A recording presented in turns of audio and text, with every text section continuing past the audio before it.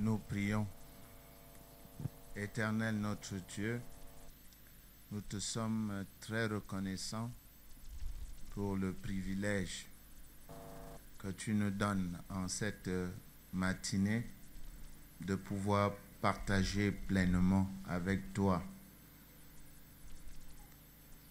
la gloire et la louange, de te donner, Père éternel, ou plutôt de payer la dette qui est la nôtre devant le trône de ta grâce et qui consiste en aimer Dieu, reconnaître qu'il est le pourvoyeur de tout. En cette matinée, nous voulons te remercier de ce que tu vas nous permettre de suivre les caractéristiques de l'amour de Dieu, la caractéristique plus précisément de l'amour qui bannit la crainte. Cette caractéristique, Père, qui balaie d'un revers de la main les œuvres de l'adversaire et ses attaques. Nous te sommes très reconnaissants de nous avoir permis de découvrir ces grandes vérités que nous pouvons partager dans ta parole. Et surtout, nous sommes infiniment reconnaissants de ce que ces privilèges ont été cachés aux grands, mais ont été révélés aux petits que nous sommes. C'est pour cela que nous nous efforçons de nous présenter devant toi comme des hommes éprouvés, des ouvriers qui n'ont point à rougir, mais qui s'efforcent de dispenser droitement la parole de la vérité. Notre Dieu,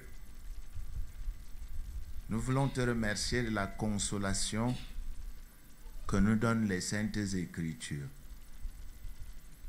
Précisément, la consolation qui nous ragaillardit dit que tu n'es pas malhonnête, tu n'es pas déshonnête pour oublier le travail que nous accomplissons et que nous continuons à accomplir pour les saints.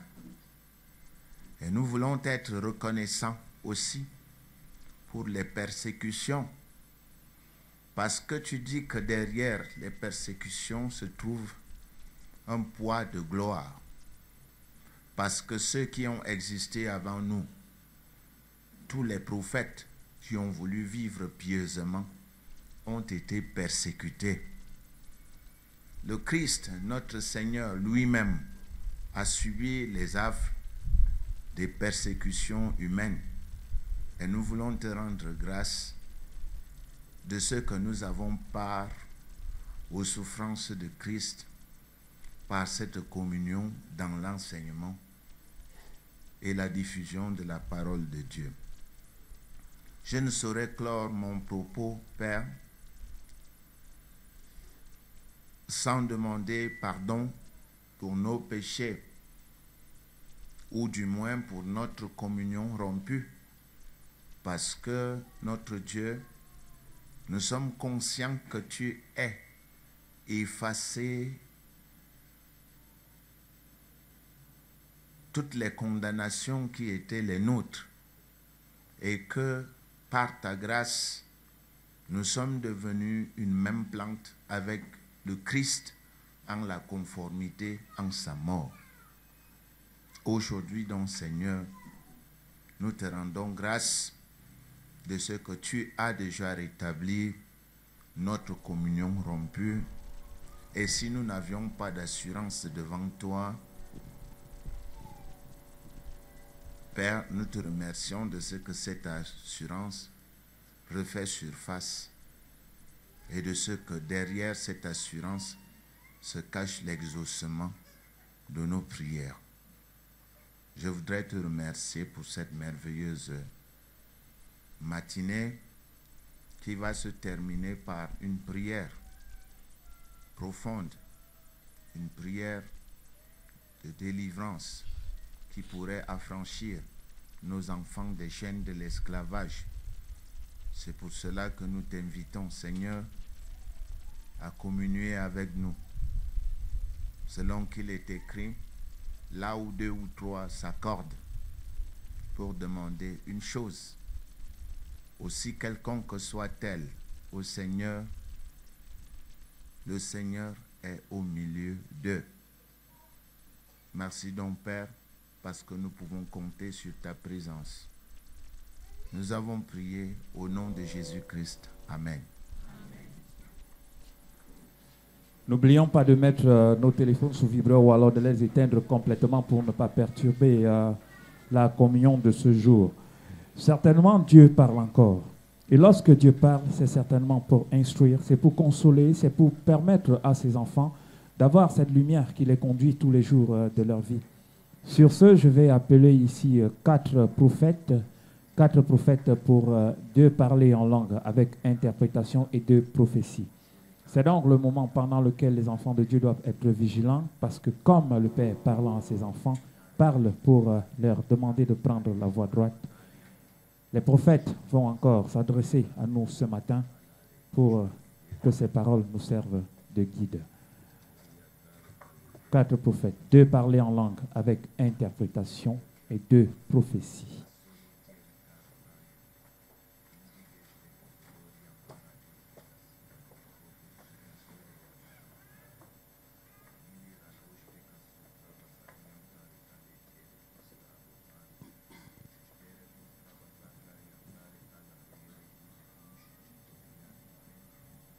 Meleke legre gede zeke sheke sokolo moro noro. Malaka vara bara dara la malakata shaka. Olokoto sokolo koto moro, doriolo borodoro loko. Je suis l'Éternel, votre Dieu. Vous êtes mes enfants bien-aimés, que j'ai rachetés de la puissance des ténèbres au prix de la vie de Jésus-Christ. Purifiez donc vos âmes par la parole de la vérité pour manifester un amour fraternel et sincère. Et ma gloire se manifestera au milieu de vous.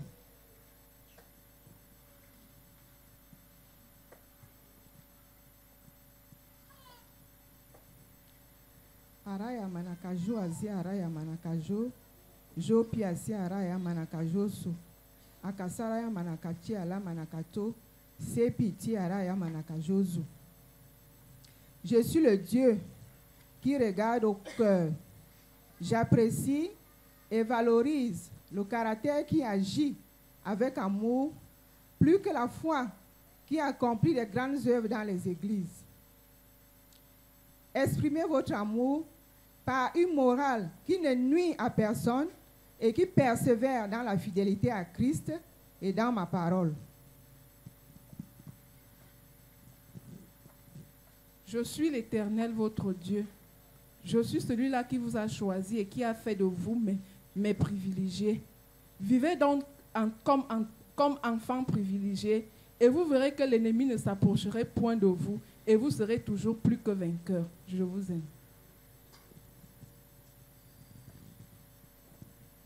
Je suis l'Éternel, votre Dieu. J'ai transformé votre deuil en une danse de joie. J'ai ôté vos habits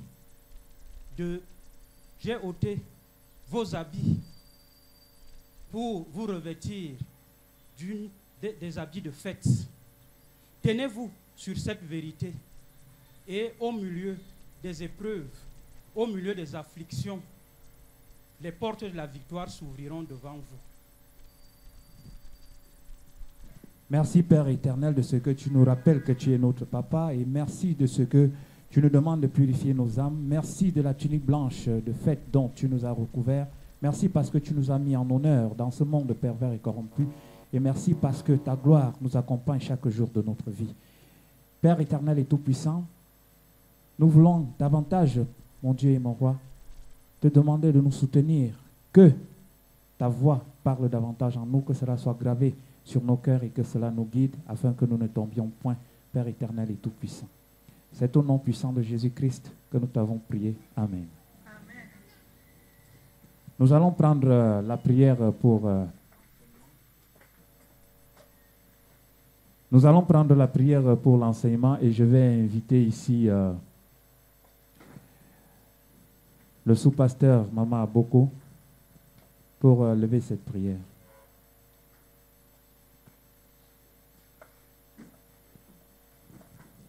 Nous prions. Éternel, notre Dieu, notre Père, nous te disons merci de ce que c'est toi qui as conduit nos pas une fois de plus dans ta maison. Le moment est venu, Seigneur, où tu vas nous donner ta parole à travers la bouche de ton oint. Merci, mon Dieu, mon roi, parce que tu brises tout esprit de distraction, tout esprit d'obnubilation dans nos intelligences, afin que nous soyons préparés dans nos cœurs à recevoir cette parole, afin que nous soyons affermis dans notre foi, afin que nous puissions produire les fruits de l'amour, de la paix, de la joie, de la patience. Nous te rendons grâce, Dieu, parce que tu as déjà renversé dans cette enceinte toute opposition à ta volonté. Merci notre Dieu, notre roi, pour tout ceci, au précieux nom de notre Seigneur de gloire Jésus-Christ. Amen. La parole de Dieu nous enseigne dans Matthieu 13 que celui qui écoute la parole et la comprend produit beaucoup de fruits. Certainement que nous allons encore écouter ce matin et nous souhaitons davantage que nous comprenions. Révérend Docteur Bélibier Fernand, vous allez vous mettre debout pour dire au peuple ce que Dieu vous a dit.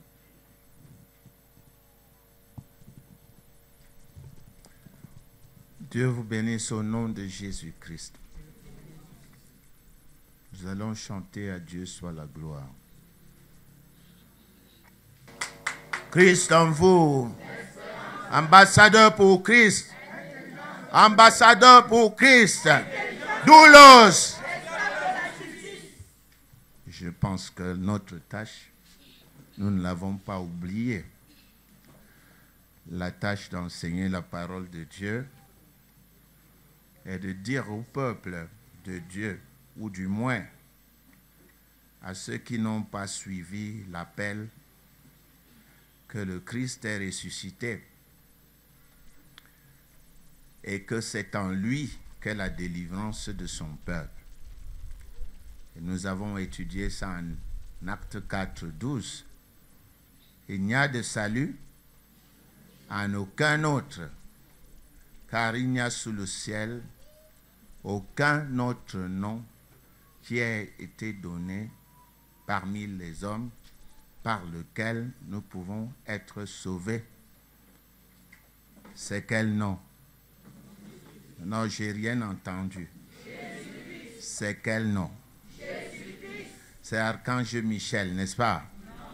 C'est la Sainte Vierge Marie, n'est-ce pas? C'est qui? C'est bien, il faut toujours le tenir dans l'intelligence. La tâche est immense. Nous avons pour mission d'accomplir cette tâche et c'est en Jésus-Christ que nous l'accomplissons. C'est bien la parole du Seigneur aujourd'hui était encore une fois une parole de consolation et d'édification. Ce que je retiens dans tous les messages qui ont été donnés tout à l'heure, c'est Dieu nous a d'abord rappelé dans tous ces messages que c'est lui qui a établi le contact et la communion entre nous. Et dans un message, il demandait de purifier nos âmes par la parole de la vérité. Ce sont des mots qui peut-être peuvent être prononcés sans conscience, mais qui, lorsqu'étudiés, valent le pesant d'or. Purifiez vos âmes par la parole de la vérité. Et c'est ce qui implique la victoire au milieu de nos vies. Un autre message disait que Dieu regarde notre cœur. Encore une fois, une déclaration très profonde. L'homme regarde à ce qui frappe les yeux.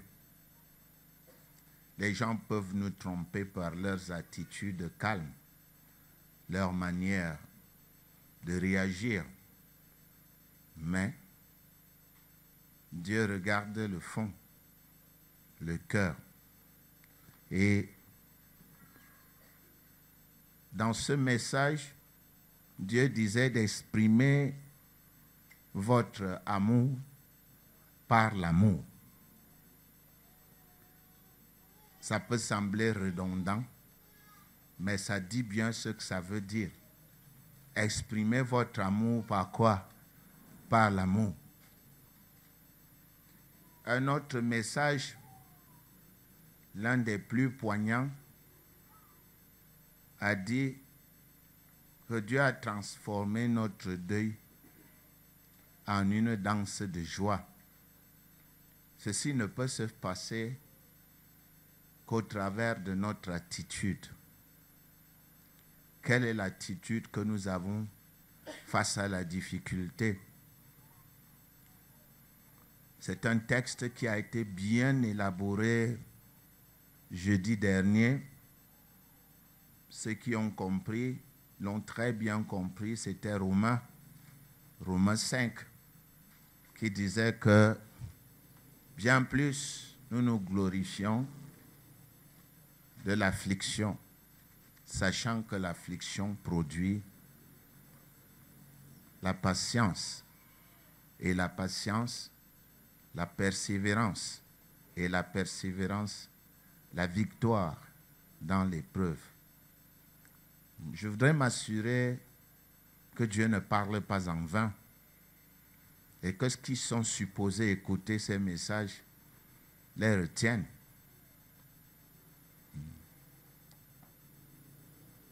Dieu dit que cette attitude est celle qui ouvre les portes de la victoire, ou alors celle qui permet que la victoire se manifeste dans nos vies. Cette attitude qui consiste à transformer les deuils en danse de joie. C'est une attitude mentale. Nous avons deux visions, ou du moins deux manières de voir dans la parole de Dieu. Le Tout-Puissant nous a montré les deux manières avec des mots grecs très différents. Et nous a dit qu'on pouvait voir littéralement. On peut voir, on peut regarder une situation et la prendre telle qu'elle se présente. Mais il nous a aussi dit, et c'est ce qui est plus important ici, que nous pouvons apprendre à voir avec les yeux de l'intelligence. C'est-à-dire que nous pouvons rendre une situation qui semble grave, nous pouvons la ridiculiser. Nous pouvons la rendre inopérante. Cela dépend de notre attitude mentale. Et il y a beaucoup d'années, un enseignant me l'a montré de deux manières. Ceux qui sont montés dans un avion savent que même les plus grandes montagnes, lorsqu'on les regarde à travers les hublots de l'avion, les grandes montagnes deviennent des petites mottes de terre. On peut aussi regarder une montagne étant sur terre, auquel cas on élève les yeux et la montagne devient très grande, énorme. Mais la Bible enseigne que nous sommes assis dans les lieux célestes avec Christ. Et quand on est dans les lieux célestes, on regarde le monde comment? D'en haut ou bien d'en bas? D'en haut. Ça veut donc dire qu'on jette un regard et les situations du monde deviennent comme des mottes de terre. Il ne sied qu'à chacun de nous d'apprendre à voir ceux qui viennent pour perdre le temps dans notre ministère, et bien entendu les agents du diable, ils ne verront jamais. Non? Il n'y a que ceux auxquels ces vérités ont été destinées qui peuvent comprendre et voir. Parce qu'on peut vous enseigner ces choses pendant toute une vie sans que vous ne les compreniez si vous n'êtes pas un élu. Souvenez-vous de Matthieu 15, c'était Matthieu 13, 19. Lorsqu'un homme écoute la parole du royaume et ne la comprend pas, le malin vient et enlève tout ce qui a été semé dans son cœur. Ne venez donc pas dans notre ministère juste pour des rituels, ce qui caractérise l'esprit superstitieux et magique africain. Des gens faibles qui aiment que le surnaturel agisse pour résoudre leurs problèmes matériels. Si vous refusez de travailler physiquement, Dieu ne va pas vous réveiller de votre sommeil. Vous pouvez aussi venir ici pour dormir. J'en vois certains qui dorment déjà, qui somnolent. Ils sont venus pour prendre les onction d'huile. Parce que c'est l'onction d'huile qui va enlever la magie. Vous mentez. Je vais même lui enlever le pouvoir. C'est moi qui bénis l'onction d'huile. C'est vrai ou faux? C'est moi qui dis à l'huile de faire. Et c'est moi qui dis à l'huile de ne pas faire. Qui était là jeudi soir? J'ai demandé à l'eau de faire quoi? De faire quoi? Et elle a fait quoi? Ce n'était pas l'eau des pompes. Ce n'était pas... On l'a puisé. Qui l'a puisé cette eau-là? Qui l'a puisé? Voilà, un diacre. Il l'a puisé là aux pompes. Et quand la parole a été prononcée, l'eau a commencé à laver quelque chose que l'eau ne lave pas. D'habitude, l'eau lave ce qui est physique. L'eau ne lave pas ce qui est spirituel. Donc, ne venez pas dans notre ministère comme des piètres personnages qui viennent profiter des produits d'un goujat ou bien d'un gourou. Non, nous ne sommes pas des gourous. C'est la parole de Dieu qui apporte les gens à bénéficier. C'est la parole de Dieu qui bâtit dans les âmes la croyance. C'est la parole de Dieu qui rend les gens grands. N'allez pas dire, révérend pasteur Bélibi est fort. Je ne suis pas fort. C'est la parole de Dieu qui est forte. Si j'avais voulu être fort, vous ne vous asseyerez pas ici. Je n'aurais pas enseigné ce que j'ai enseigné. Je serais devenu l'unique à connaître et vous m'auriez versé des taxes énormes et j'aurais construit un cheptel. Vrai ou faux? Ah oui, hein? Parce que ce que Dieu m'a donné, il a donné à très peu de personnes. Mais je ne m'en glorifie pas et ne fais pas la publicité. C'est pour cela que je donne aux autres pour qu'ils apprennent à pêcher. Je ne leur donne pas du poisson. Je leur donne quoi? Des lignes. Et je leur dis, allez, balancez vos lignes dans l'océan et apprenez vous aussi à faire quoi? À pêcher. Si vous voulez rester au niveau des rituels magiques, eh bien, restez à ce niveau-là.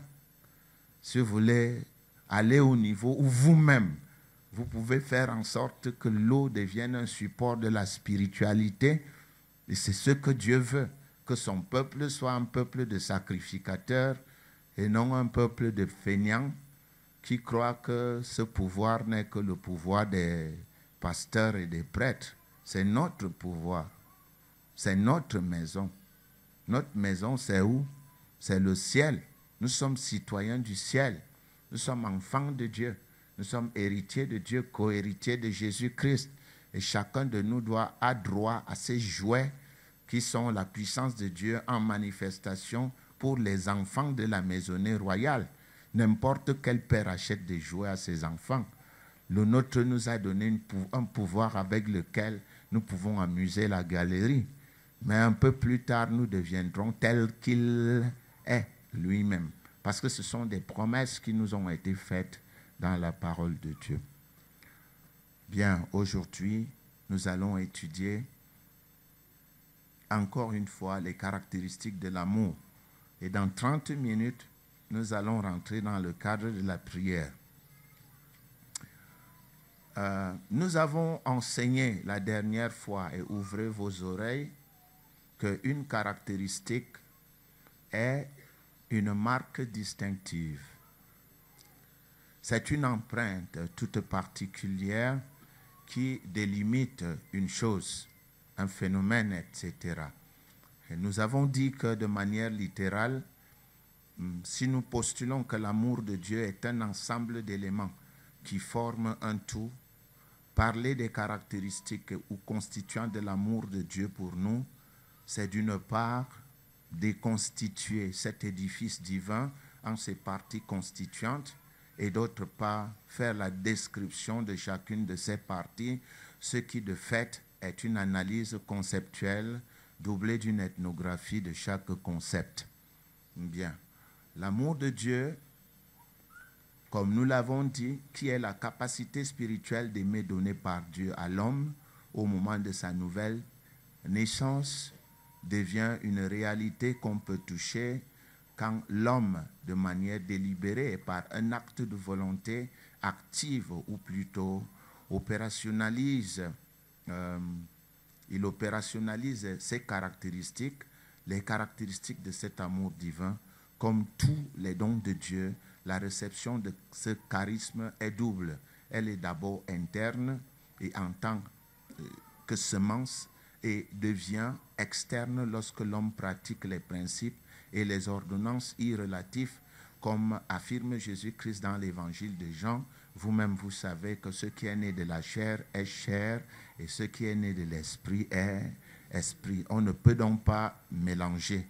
Dieu qui est esprit travaille avec son esprit dans l'homme et l'homme, quant à lui, qui est chair, travaille avec son intelligence et seulement alors ce qui est intérieur à lui se manifeste au niveau des 5 sens. Et vous avons envoyé dans notre site internet pour apprendre l'enseignement que j'avais donné sur la réception subjective et la réception objective des choses de Dieu.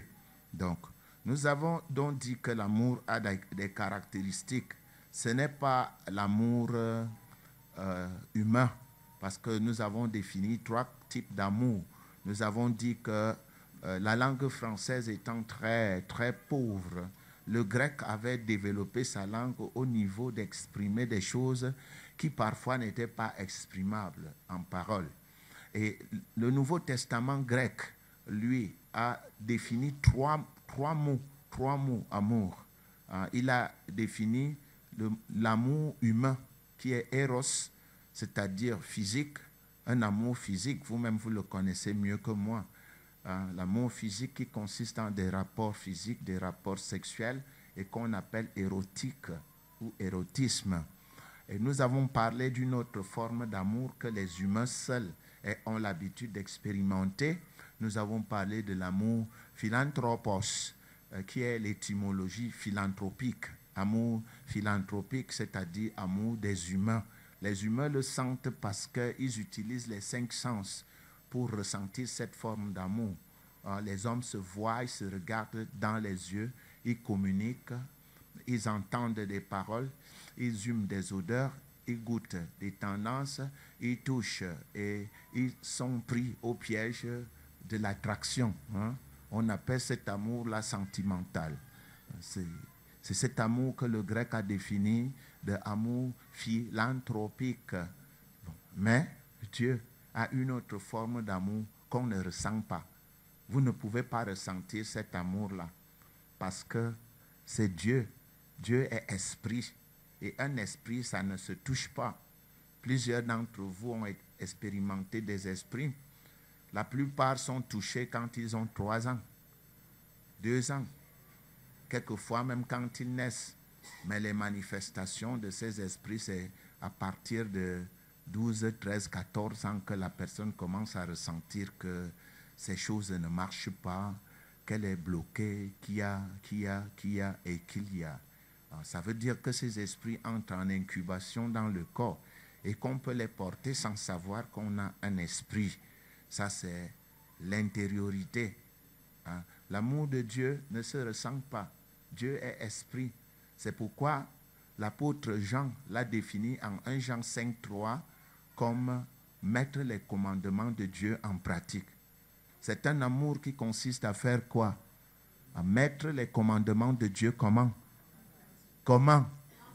Mettre les commandements de Dieu en pratique. Et pour mettre les commandements de l'amour en pratique, il faut connaître ces commandements-là. Il faut connaître ce que c'est l'amour, de quoi, de combien de commandements est-ce qu'il se compose. Jusqu'à présent, nous avons pu identifier 18 ou 20 caractéristiques de l'amour qu'il faut connaître pour pouvoir dire qu'on aime sur le plan humain. Pour pouvoir dire qu'on aime Dieu, il faut connaître les 18 ou 20 caractéristiques qui constituent l'amour.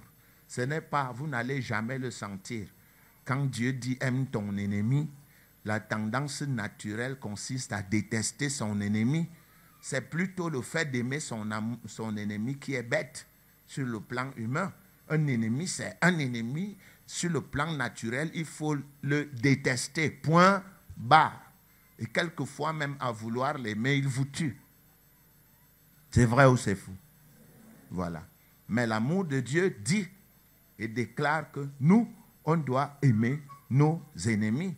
Comment allons-nous les aimer?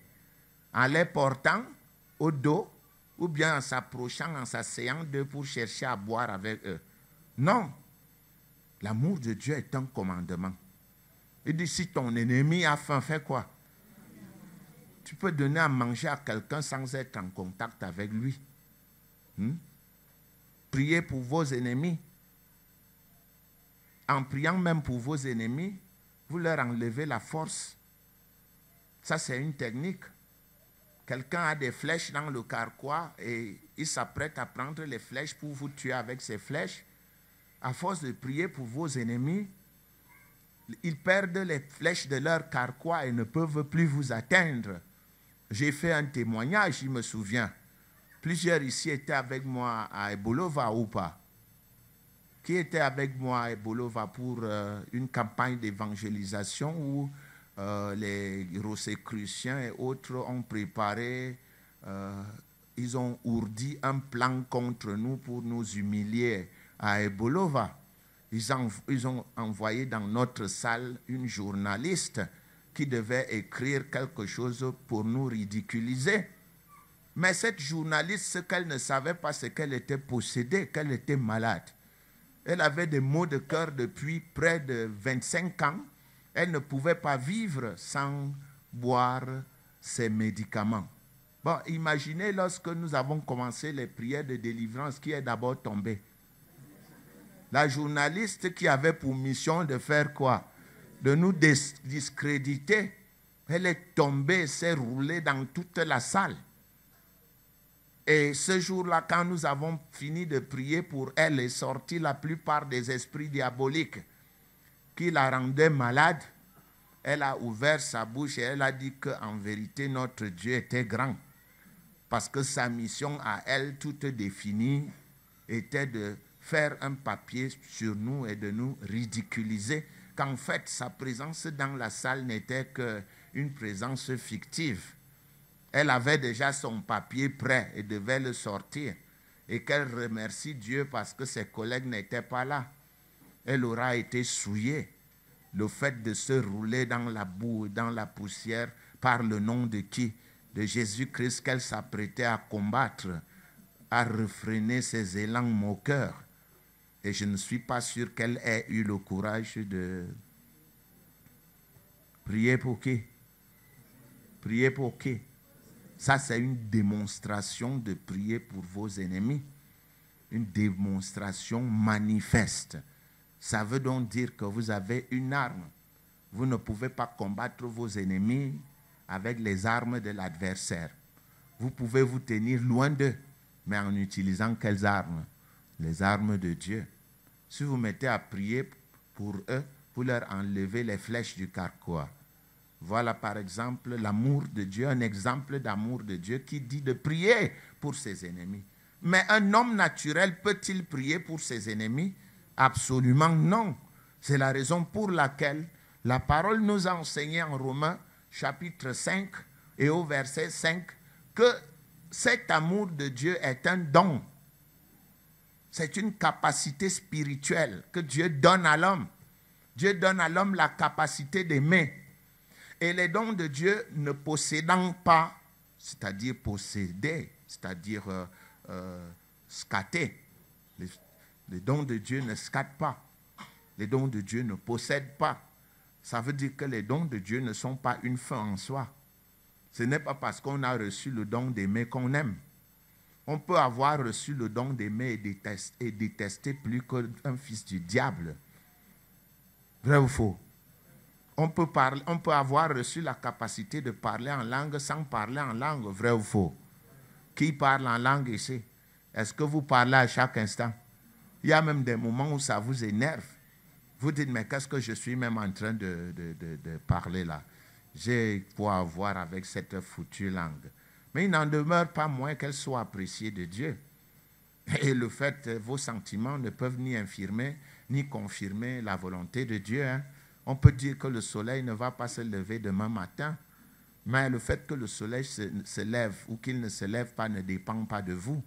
Voilà pourquoi nous disons que la vérité n'est pas une sincérité. On peut être sincère et ne pas être dans la vérité. La vérité, la sincérité n'est pas une garantie de vérité. Bon, chers frères, vous commencez à voir que l'amour de Dieu n'a rien à voir avec ce que vous croyez. Bien au contraire, j'ai rencontré dans ce ministère des gens qui détestent plus que les enfants du diable. Des gens qui passent leur temps à utiliser leur bouche à décrépir l'image, la personnalité des autres.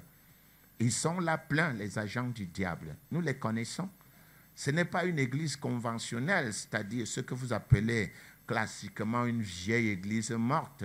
Vous les connaissez où elles sont. Nous sommes des réformistes. Les autres, ils sont là. Ils peuvent avoir 1000 croyants, personne ne se connaît. Ils ne viennent se rencontrer que dans une salle. Ils s'asseyent lundi dans une messe de 6 heures. Et quand ils sortent, personne ne dit bonjour à l'autre. Est-ce que c'est le modèle de l'église? Ce n'est pas le modèle de l'église primitive. Le modèle est en acte 2, combien là? Veuillez lire. Le modèle de l'église primitive. C'est quel modèle? Acte 2, combien? 42.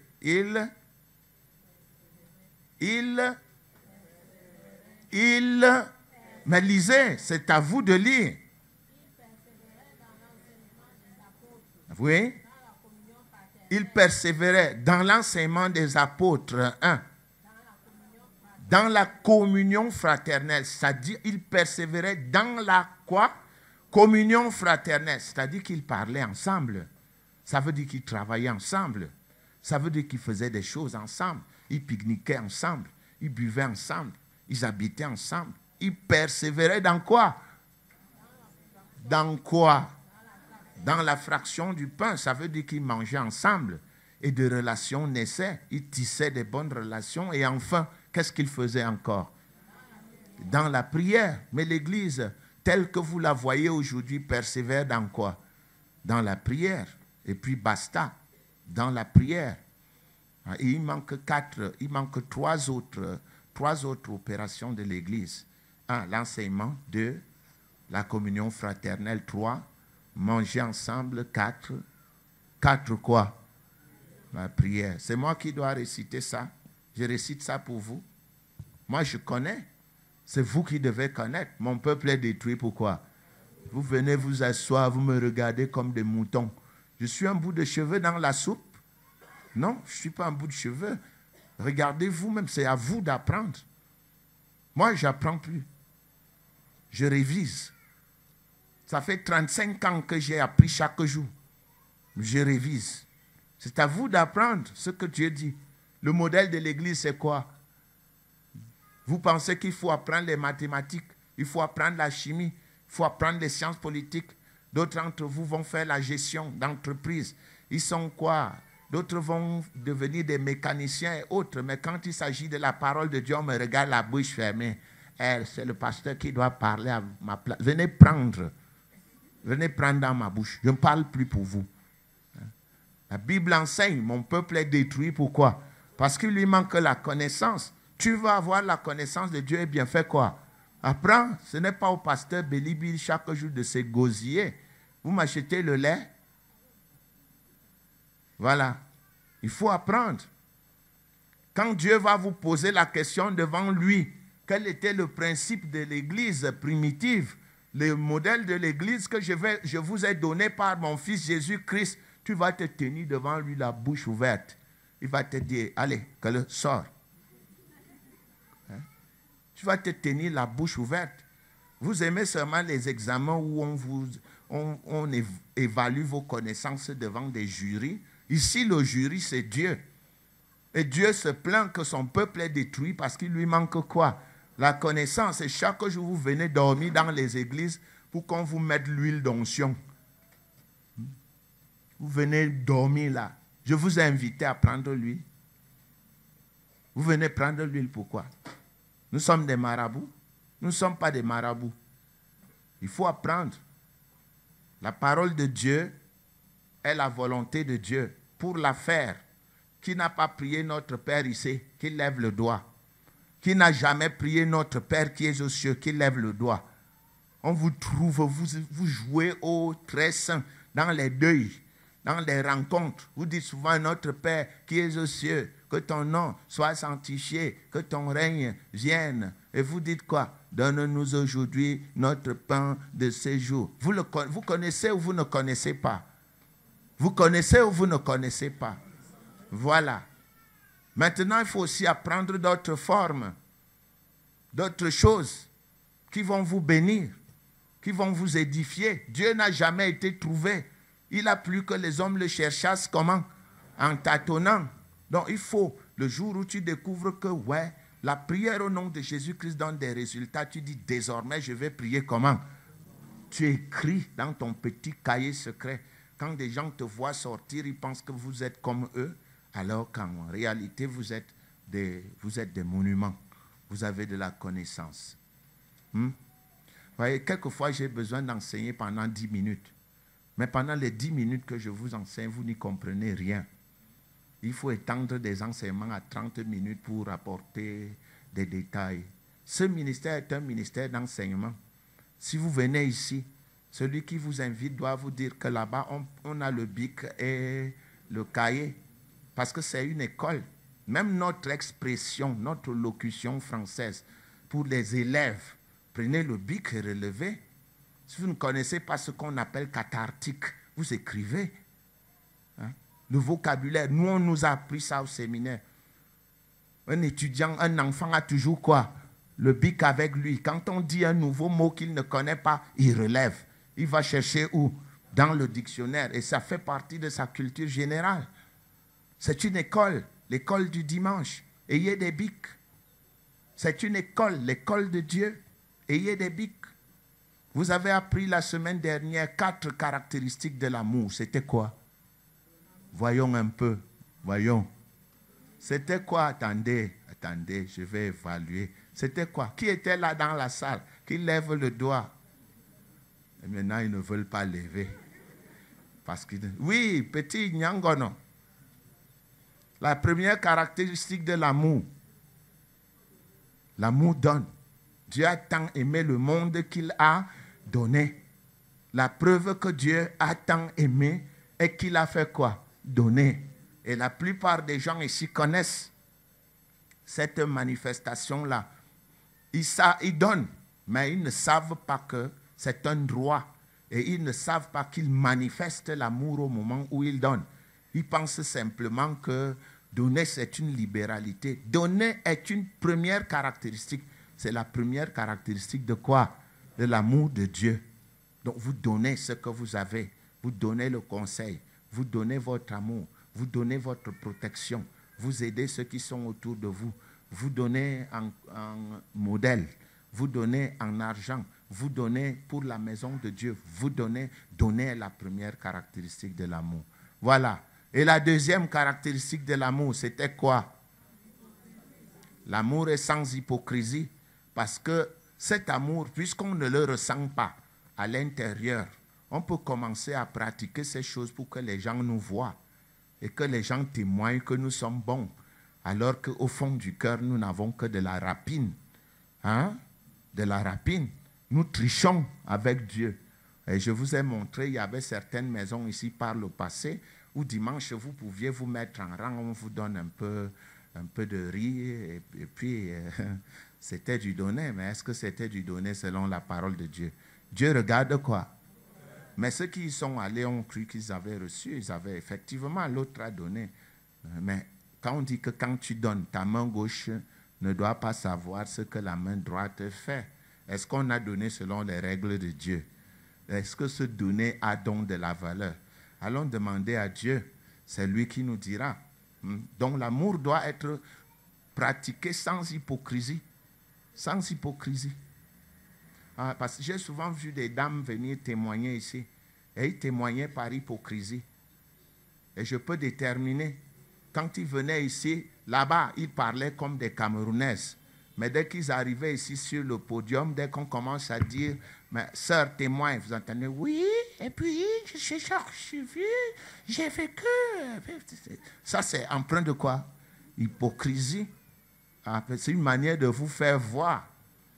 Et Dieu regarde quoi? L'autre a vu rien que quoi? La voix qui allait émerveiller les gens. La voix qui allait. Donc, même donner dans ce cadre-là, il faut déterminer les motifs qui vous animent quand vous donnez. Sinon, vous allez donner pour rien. Donc, vous voyez que l'amour a des choses formidables. Et la troisième caractéristique, c'était quoi? Là-bas au fond, on a trop donné ici. C'était quoi là-bas? Ben, ils ne savent pas. C'était quoi? L'amour ne fait pas de mal. Voilà. Il y a des gens ici qui viennent ici, mais à la maison, ils insultent leurs dames. Et vice-versa. Des femmes que vous voyez ici, là, ils nous regardent. C'est dès qu'ils arrivent à la maison, on est déjà. On est ça. Corboramis. Un chien comme ça. C'est l'amour, n'est-ce pas? C'est l'amour, n'est-ce pas? C'est l'amour. Ce n'est pas l'amour. L'amour ne fait pas de mal. Ni les moindres, ni les pires œuvres du mal. L'amour ne fait pas. Hein, regardez-moi bien. Regardez, bonnement. Et regardez, c'est votre conscience vous juge, non? Hein? Chacun sait là où il se trouve, non? Voilà. L'amour ne fait point de mal. Et les autres qui donnent des vieux coups de poing, des coups de tête. Ici, c'est moi le chef. C'est moi, toum. Là-bas. Il y en a, ils sont là, ils sont cachés. Je les connais, ça ne fait même pas longtemps qu'il est venu me voir. Il avait tabassé correctement sa femme. Et il venait me voir pour que je fasse rentrer sa femme. Toi, tu as donné les vieux coups de poing. Il faut arranger. Il faut arranger. Il ne faut pas casser à la maison et venir voir les pasteurs pour aller arranger. Après, l'amour ne fait point quoi? De mal. L'autre a versé l'eau sur la coépouse. Elle a versé l'eau.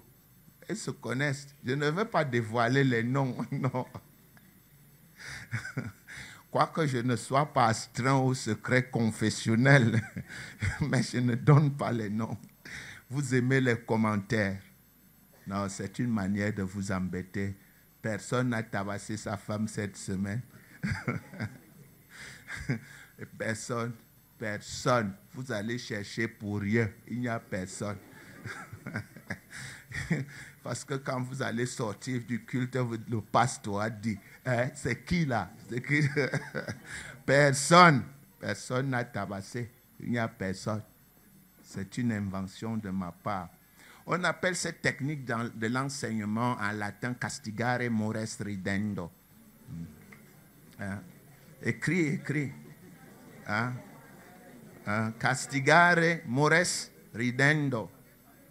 Corriger les mœurs par le rire. Castigare mores ridendo. On corrige les mœurs par le rire. On fait rire et le message passe le mieux pendant qu'on est en train de rire. Hein? Tu vois que si tu n'avais pas amené le big là, tu ne serais pas en forme. Ça, c'est la technique de Molière. Vous vous souvenez de Molière, non? Il faisait de la comédie et faisait rire des gens. Il faisait rire des gens, mais il corrigeait les mœurs par le rire.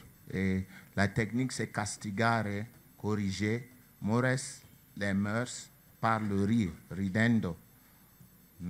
Bien. Et la dernière caractéristique, nous avons dit que c'était quoi? L'amour construit. Ne gâte jamais, ne détruis jamais. Si tu détruis, ce n'est pas bien. Tu n'es pas avec Dieu. Quand tu arrives quelque part, efforce-toi de construire en parole. Efforce-toi de construire. Laisse ta marque dans cet endroit, qu'on dise que celui-là, lui, il aime faire quoi? Construire. Même quand c'est en train de se gâter, il construit. L'amour construit. Les femmes, ne dites donc plus à la maison, est-ce que je supplie l'amour? Ah. Est-ce que je supplie l'amour? Ah. Arranger, l'aimer, il faut arranger à la maison.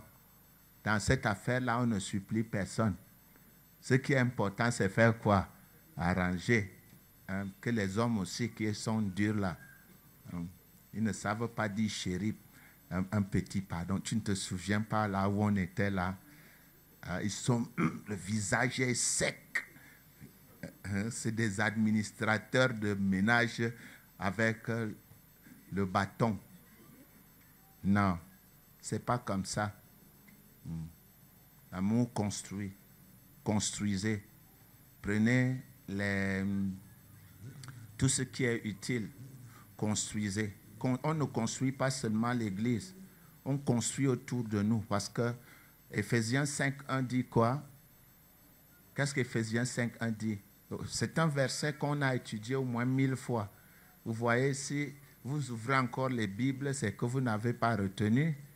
Devenons donc les imitateurs de Dieu, comme des enfants bien-aimés. Imitons notre Père. Notre Père est amour. Et comme nous avons une ressemblance génétique avec notre Père, nous faisons comment? Nous l'imitons. Et en fait, c'est nous qui représentons Dieu sur terre. Vous pensez que qui va le représenter? Les buveurs de sang? Hein? Non. Et les buveurs de sang représentent leur Père. Hein? Lorsqu'on te prend dans le taxi là, à 22 heures, ils n'ont pas pitié. S'il faut t'égorger, ils t'égorgent. Ils te percent les yeux, ils enlèvent ton sexe, ils jettent le corps dans le lac. Et tes parties vont leur servir dans leur rituel. Il faut faire ce que ton Père te demande de faire. Tu n'es pas un fils du diable. Donc imite ton Père Dieu. Et ton Père a donné. Ton Père n'est pas hypocrite. Ton Père s'éloigne des pires comme des moindres œuvres du mal. Et enfin, nous étions dans la 4e caractéristique qui est le Père qui construit. Mets ta marque partout. Quand tu arrives là où il y a le désordre, mets l'ordre. Parce que le Père fait quoi? Il construit. Ne sois pas parmi ceux qui détruisent.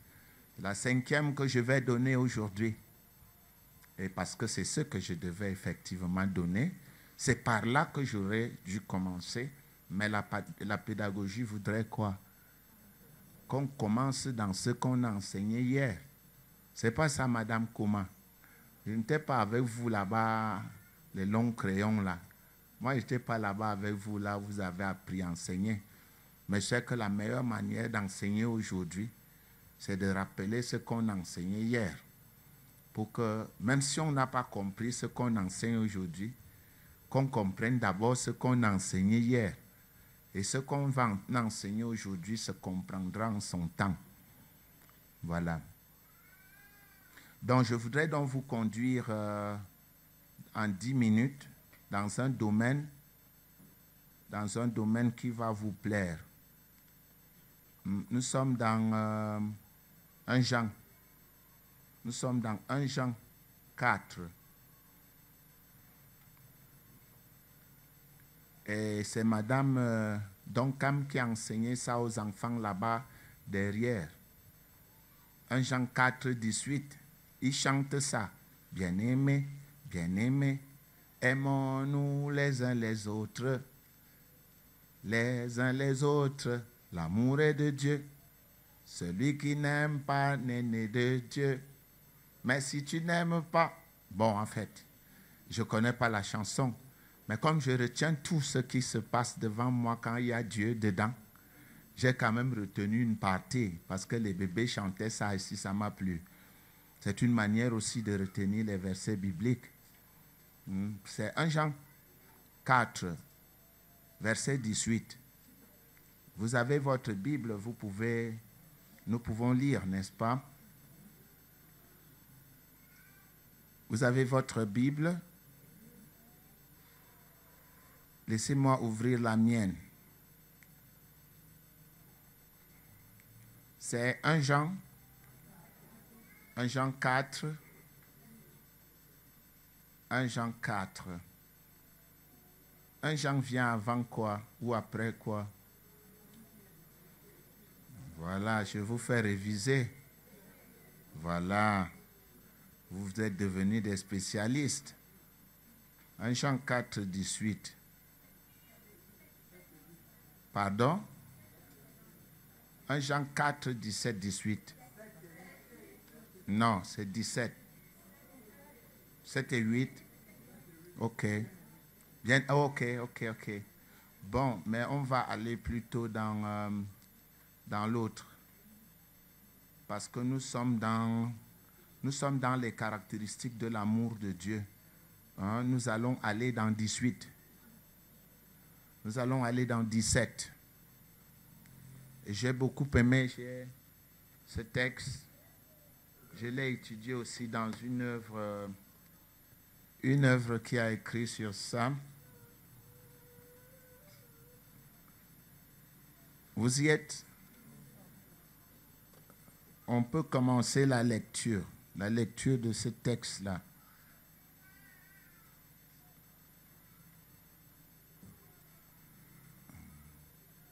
Voilà.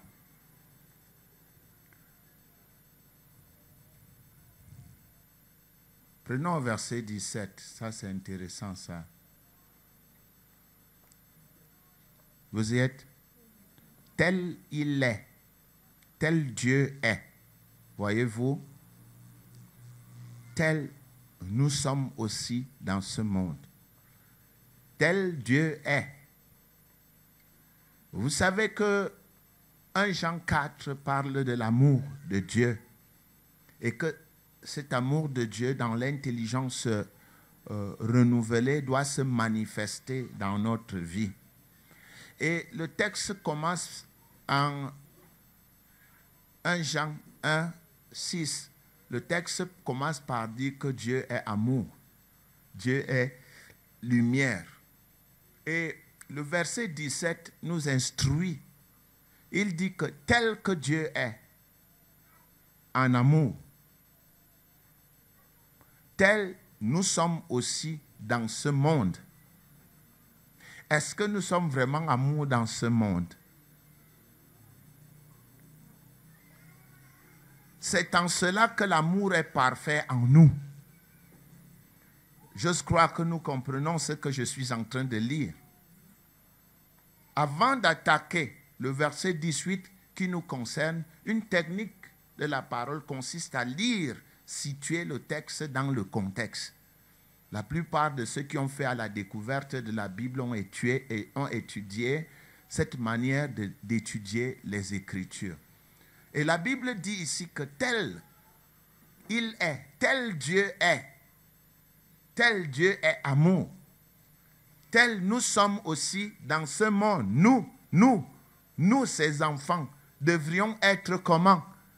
Amour, comme lui. Et ce n'est pas ça que nous voyons dans les milieux ecclésiastiques ou dans les milieux, dans des églises. La chose qui se manifeste le plus, c'est quoi?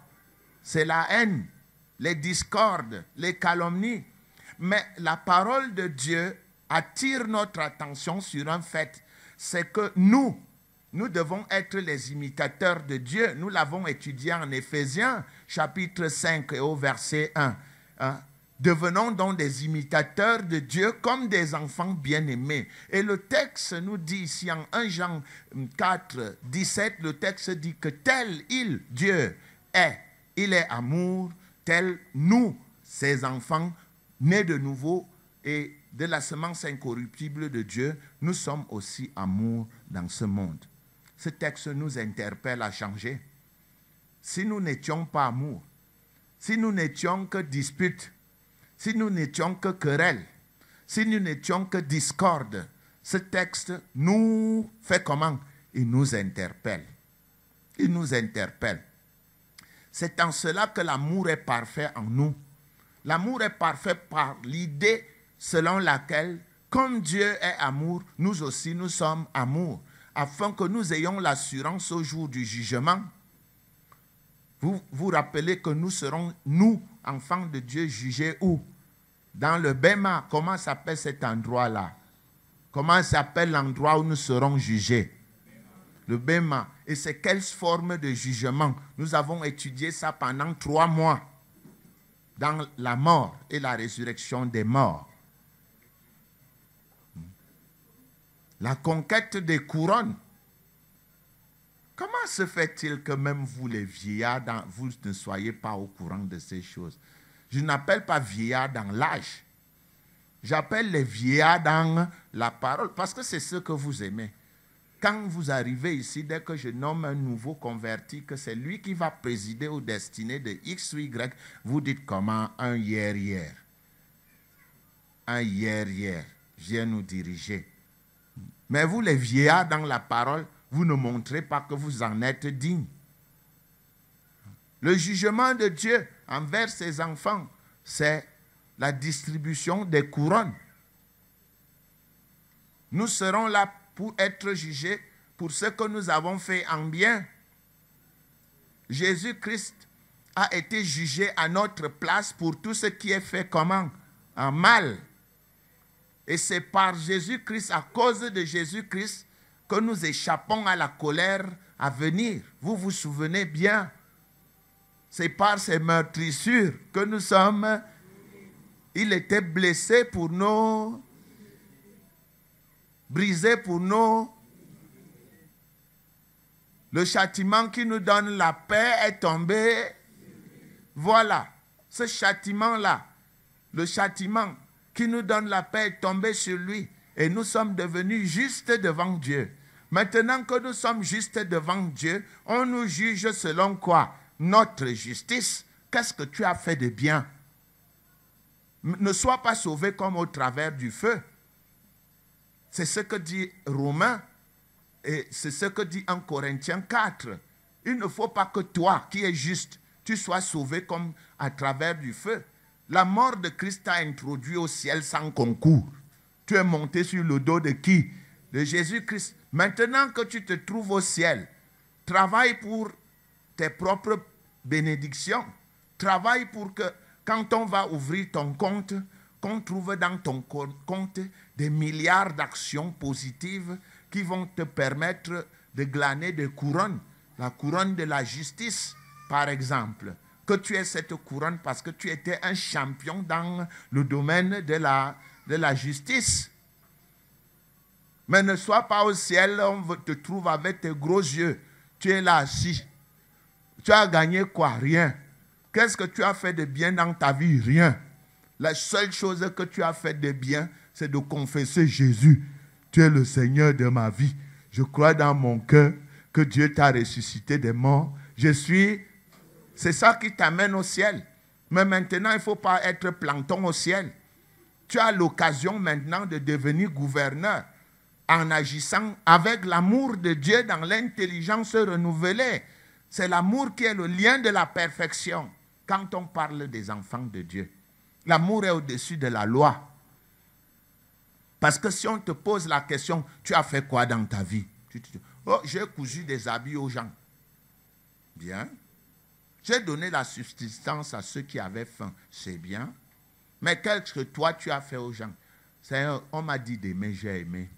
J'ai mis les 18 caractéristiques de l'amour en manifestation. Je ne peux pas dire que j'ai fait telle ou telle chose. Saint Pierre va te donner 10 sur 10. S'il était question de ton compte financier au ciel, ton compte c'est quoi? Il y en a ici qui ont un compte vide. Tout ce qu'ils savent dire c'est mouf, chien, con, salaud, avare, ils sont avares. Quand il faut agir pour Dieu, personne ne pense que Dieu existe au ciel. C'est leur vie, c'est leur dada journalier. Il ne faut pas être parmi ceux-là. Il faut être dans les couronnes. C'est ça qu'on dit au jour du jugement, que tu aies de l'assurance parce que tu as glané des couronnes. Tu as posé des actions d'amour. Tu as donné. Tu as mené des gens suivre la parole de Dieu. Tu as conseillé des gens. Tu as aidé ceux qui étaient en train de se tuer. Tu as donné aux malheureux l'asile. Tu as payé aux enfants qui manquaient de parents l'école. Ça, personne ne m'attrape dans ça. Je suis dans tout ça. Fais aussi la même chose. Il ne faut pas que je te force pour acheter le groupe qui est ton groupe. Parce que ici, là, c'est le groupe que tu as acheté qui te permet d'avoir l'électricité maintenant. Mais tu l'as fait pour toi. Va aussi prendre un enfant que tu ne connais pas, paye-lui l'école. Et n'attends rien de lui. Hein? On dit d'acheter le terrain, c'est ton terrain. C'est toi qui vas repartir au culte dans ce terrain-là. Loge quelqu'un qui n'a pas de maison dans ta maison. Qu'il brûle ton électricité, que tu te taises. Qu'il garde ton eau, que tu te réveilles le matin et trouves un robinet ouvert. Tu ne peux pas dire, parce que toi-même tu sais que c'est toi qui lui as dit quoi? Habite ici. Et ils en abusent. Parce que c'est comme ça qu'ils sont. Vous leur donnez la main, ils prennent le bras. Ce sont ces actions-là qui te permettent d'avoir des couronnes. Ne sois pas avare. Voilà. Tu vois donc, afin que nous ayons de l'assurance au jour du jugement. Bien. Maintenant, ce qui nous intéresse, 5e caractéristique de l'amour. La crainte n'est pas dans l'amour.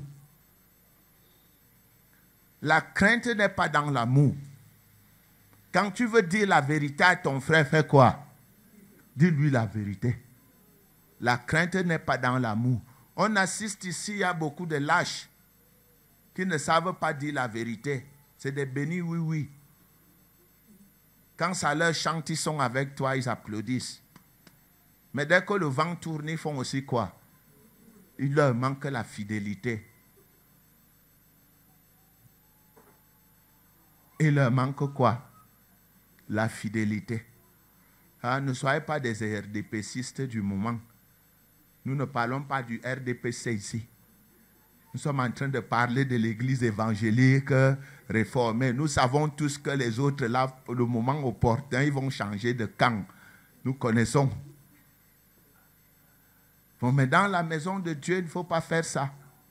C'est la maison de Dieu. Hein? La crainte n'est pas dans l'amour. L'amour parfait bannit la crainte. Car la crainte suppose un châtiment et celui qui craint n'est pas parfait dans l'amour. Celui qui craint n'est pas parfait dans l'amour. Le verset 19, pour nous, nous l'aimons parce qu'il nous a aimés le premier. Nous aimons Dieu parce qu'il nous a aimés le premier. Verset 20, si quelqu'un dit j'aime Dieu et qu'il haïsse son frère, c'est un menteur. Car celui qui n'aime pas son frère qu'il voit, comment peut-il aimer Dieu qu'il ne voit pas? Et nous avons de lui ce commandement, que celui qui aime Dieu fasse quoi? Aime aussi son frère. Nous les connaissons, ils sont là pleins. Hein? Il dit, ah, tu ne salues pas tel frère. Hey, il m'énerve. Il a dit que moi je ne suis plus là. Je ne suis plus. Parce qu'il a dit tu n'es plus. Vous allez vous séparer au ciel? Non. Le jour où vous allez entrer au paradis, tu ne pourras pas dire n'entre pas Bélibi. Parce que nous formons tous quoi? une famille. Voilà pourquoi moi je vais vous raconter une histoire qui m'a marqué quand j'étais étudiant. J'aime parler parce que ça a été une partie de beaucoup d'expériences dans ma vie. Moi, je suis entré comme étudiant en Italie au moment où les Noirs et les étrangers n'avaient pas le droit de travailler. Et quand vous n'aviez pas de bourse d'études, vous étiez mort. Non seulement vous ne pouviez pas travailler, mais vous ne pouvez escompter d'aide de personne. Et dans notre université Piazza Galenga, il y avait quand vous entriez au bar, vous voyez trois groupes. Les Noirs d'un côté, les Arabes d'un côté et les Européens d'un côté. Quand toi tu étais africain, toi tu connaissais le groupe où tu devais entrer. Hein? Et rares sont dans le groupe africain, ceux qui venaient, c'était soit des Européens qui étaient nos amis, soit des Européennes qui étaient nos femmes. Donc il n'y avait rien à faire.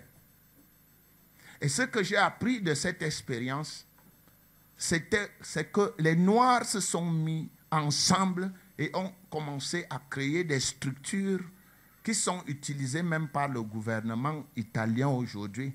Je parle d'une structure comme UCSE. UCSE qui était Ufficio Studenti Esteri, c'est-à-dire Bureau des étudiants étrangers. UCSE qui a été inventé par Isidoro Rukira, un de nos camarades qui était sierra-léonais, qui jusqu'à preuve du contraire était ambassadeur du Cameroun, ambassadeur de son pays à Bruxelles, très récemment. Alors, qu'est-ce qu'on faisait? Tu bagarres contre ton frère, tu vas le retrouver dans le groupe le soir. Donc tu n'as pas de choix, parce que c'est votre groupe, c'est là-bas que vous devez vivre. Et ça a forgé des qualités. Ça a forgé ce qu'on appelle le dialogue, le manque d'orgueil.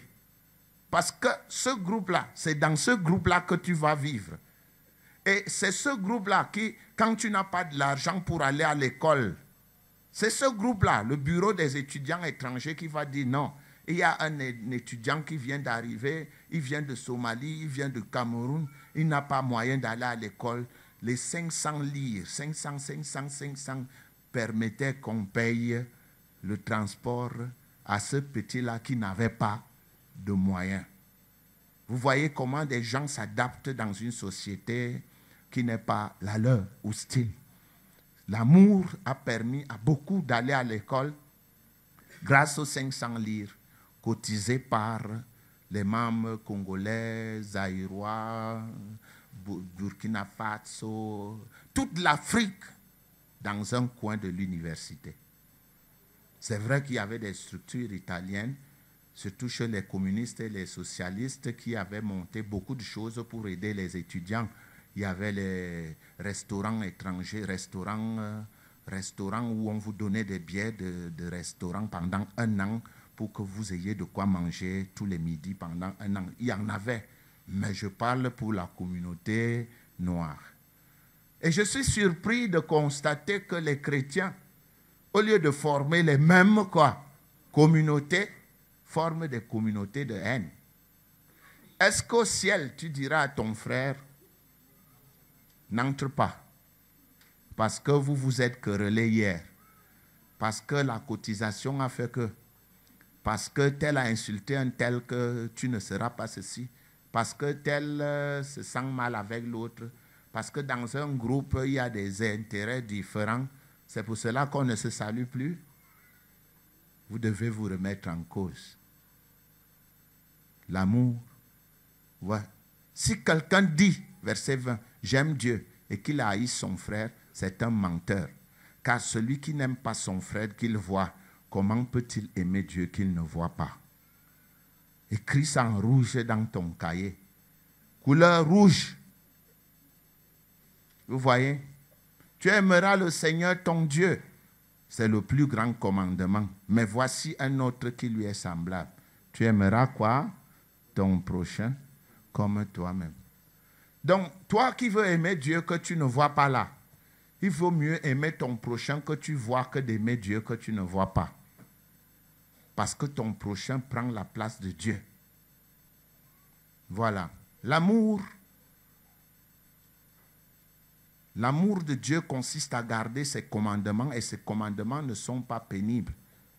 Mais moi j'aime ce verset. La crainte n'est pas dans l'amour, qui est la 5e caractéristique de l'amour. La crainte n'est pas là. Hein? Il y a certaines maisons où quand papa arrive, tous les enfants entrent sous le lit. On les appelle Black Carrington. Ou bien, tu entends la femme appeler ses enfants. Et le baron est là, le baron est là. On identifie le père à quoi? Au baron. On nous identifie au baron. Mais si on nous identifie au baron, remettons-nous en cause. Parce que j'en connais au moins 10 familles. Au moins 10. 10. Où les gens se sont plaints. Au moins 10. Que quand l'homme là arrive, les enfants fuient sous le lit. Tu es quoi, un dragon? Voilà, c'est écrit quoi? L'amour. L'amour quoi? La crainte n'est pas où? Dans l'amour. C'est vrai que dans le monde, il vaut mieux être craint que d'être aimé. Ça, c'est la théorie de Machiavel. Parce que les gens ne t'aimeront jamais. Tu trouveras toujours des gens qui sont contre toi. Ça, c'est la théorie de Machiavel. Il vaut mieux que quand tu arrives, on dise que le type là, quand lui, il est là, ne joue pas avec lui. Comme ça, tous les gens marchent comment? Au pas. Mais Dieu nous dit que dans l'amour, il n'y a pas quoi? De crainte. Ça, c'est... Je vais vous enseigner sur la crainte prochainement. Cet enseignement a été prévu pour 30 minutes. Il a pris 1 heure de temps à cause de vous. Parce que si on ne le dissèque pas, si on ne coupe pas en petits morceaux, je pense même qu'il faudra revenir sur les 4 caractéristiques qu'on a déjà eu enseignées. Combien de caractéristiques de l'amour comptons ensemble? La première, c'est quoi? Dis à ton voisin, donner. Donner est la première caractéristique de l'amour. La deuxième, c'est quoi? Amour sans hypocrisie. Dis à ton voisin, ne sois pas hypocrite en amour. En amour, ne sois pas hypocrite. La troisième caractéristique, c'est quoi? Hein? Ne fais point de mal. Dis à ton voisin, ni les moindres, ni les pires œuvres du mal. La quatrième, l'amour, l'amour, l'amour. Dis à ton voisin, ne détruis pas. L'amour construit. 5e caractéristique, l'amour. L'amour n'a pas, ne crains pas à la maison. Ne crains pas à l'église. L'amour n'a pas de crainte. Oui, effectivement. Regardez comment nous parlons à Dieu. S'il fallait vraiment que quelqu'un frappe l'autre, qui frapperait le premier? C'est Dieu, puisqu'il connaît nos raisons. Nos raisons. Donc, on a étudié 5 caractéristiques. Écrivez-les noir sur blanc. Celui qui peut marcher par ces 5 caractéristiques, il y en a 18. Il est au-dessus de tout. Il peut marcher sachant que son compte spirituel est... Que Dieu vous bénisse au nom de Jésus-Christ. C'est bon ou c'est pas bon? Alors cessez. Dis à ton voisin, cesse de détester. Cessez. Il faut la paix et l'amour dans notre ministère. Nous prions. Éternel Dieu Tout-Puissant, Dieu d'Abraham, Dieu de Jacob, Dieu d'Isaac, Père de tous les grands que nous sommes. Je voudrais te rendre grâce, Père Céleste, pour ce privilège qui m'a été donné d'élever ces prières pour les dîmes et les offrandes. Tu nous as demandé de ne pas venir dans ta maison des mains vides, de venir avec les dîmes et les offrandes. Je voudrais te prier au nom tout-puissant de Jésus-Christ, afin que tu menaces tout dévoreur dans nos vies. Tous ceux qui ont donné, mon Dieu, mon roi, Père céleste, menace les dévoreurs dans les vies. Je voudrais te prier également, mon Dieu, mon roi, afin que tu permets en sorte que, éternel Dieu Tout-Puissant, que tous ceux qui ont donné puissent recevoir au nom de Jésus-Christ. Mon Dieu, mon roi, tu as dit dans ta parole que donner est égal à recevoir. Ouvre les exclus des cieux, afin que, mon Dieu, mon roi, Père de Jésus-Christ, la bénédiction tombe sur tes enfants abondamment au nom tout-puissant de Jésus-Christ. Je te prie, éternel Dieu Tout-Puissant, Père céleste, afin qu'en avantage, mon Dieu, mon roi, Père de Jésus-Christ, tu fais en sorte que tes enfants, au nom tout-puissant de Jésus-Christ, puissent recevoir, éternel Dieu Tout-Puissant, en centuple, tout ce qu'ils ont donné dans ta maisonnée aujourd'hui, au nom de Jésus-Christ. Mon Dieu, mon roi, Père de Jésus-Christ, je te rends grâce et je te bénis. C'est au nom tout-puissant de ton Saint Jésus-Christ que nous t'avons prié. Amen. Il est dit dans la parole de Dieu que si deux d'entre vous s'accordent pour demander une chose quelconque, cette chose leur sera accordée. Je vais une fois de plus appeler ici le sous-pasteur Maman Aboko pour davantage renforcer cette prière.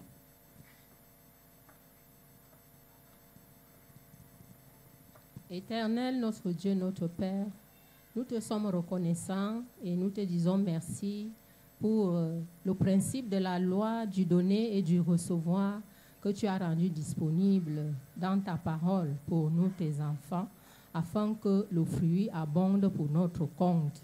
Je te bénis et je te loue de ce que, Père, tu sanctifies ces offrandes et ces dons. Merci Dieu, parce que c'est toi qui ouvres les écluses des cieux et que tu déverses dans les vies de tes enfants tes bénédictions en abondance. Parce que tu as dit dans ta parole, donnez et il vous sera donné. Je te rends grâce et je te loue parce que tu as brisé toute forme de pauvreté, de misère et de manque dans les vies de tes enfants et que tu leur ouvres les portes à la prospérité à tous égards, spirituellement, moralement, mentalement et physiquement. Je te loue et je te bénis, mon Dieu, mon roi, pour toutes ces bénédictions. C'est au puissant nom de notre Seigneur de gloire, Jésus-Christ, que je t'ai prié. Amen.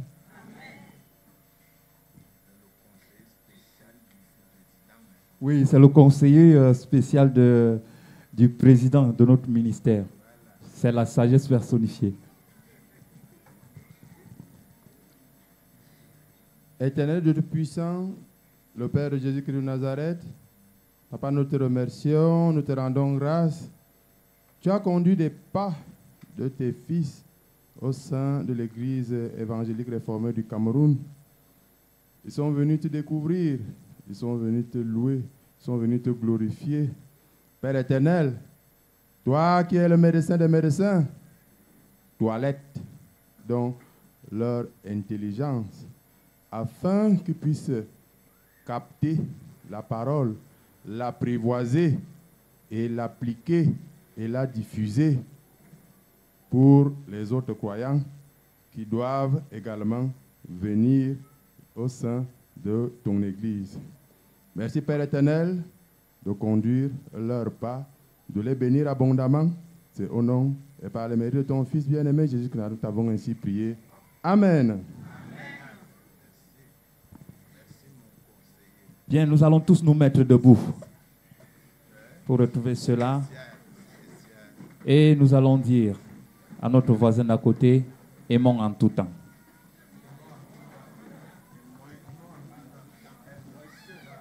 Nous prions. Éternel, notre Dieu, Père de Jésus-Christ et de tous les fidèles en Jésus que nous sommes, nous te sommes infiniment reconnaissants pour ce moment agréable passé au-devant de ton saint trône. Nous te disons merci Seigneur pour tout ce que tu as fait avec ton peuple en ce jour. Nous te sommes infiniment reconnaissants de ce que Seigneur, tu as brisé les chaînes de nos vies. Toi, tu nous as donné de revêtir un uniforme de joie. Nous pouvons danser une nouvelle danse de joie avec toi. Merci, ô Dieu, pour tes hauts et bienfaits. Maintenant, Seigneur, que nous allons repartir dans nos maisons, nous voulons que toi, tu sois au-devant de nous pour écarter tout danger de notre chemin parce que tu as dit l'ange de l'Éternel campe autour de ses élus pour les arracher du danger. Arrache-nous donc de tout danger au nom de Jésus-Christ. Que nous soyons à pied, à vélo, à moto, dans les véhicules. Au nom de Jésus-Christ, nous savons que le sang de Jésus-Christ nous recouvre et nous rend invisibles et invulnérables au nom de Jésus-Christ. Merci, Père éternel, parce que tu nous préserves tout au long de la semaine et que tu bénis, Seigneur, nos programmes, tant en ce lieu que dans nos différentes administrations et nos activités. Merci de nous donner la grâce de nous retrouver dimanche prochain pour te célébrer et pour te louer. Au nom puissant de Jésus-Christ, nous t'avons prié et nous disons Amen. Amen. Dieu l'a dit. Jeudi de prospérité. Alors, à bientôt.